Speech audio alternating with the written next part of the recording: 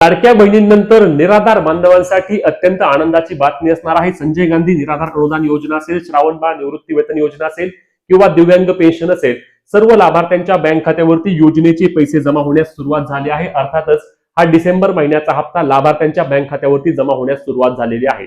काल दिनांक 1 जानेवारी पासूनच राज्यातील विविध भागातील लाभार्थ्यांच्या बँक खात्यावरती पैसे जमा झाले।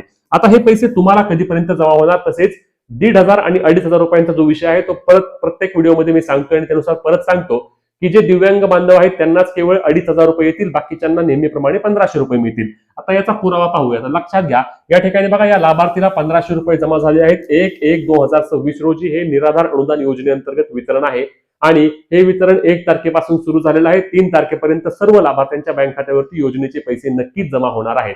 तुम्हाला निराधार योजनेअंतर्गत डिसेंबर महिन्याचे पैसे जमा झाले आहेत का? कमेंट करून नक्की सांगा आणि महत्त्वाची व्हिडिओ शेअर करायला आणि अपडेटसाठी आपल्या पेजला फॉलो आणि चॅनलला सबस्क्राईब करायला विसरू नका। जय महाराष्ट्र।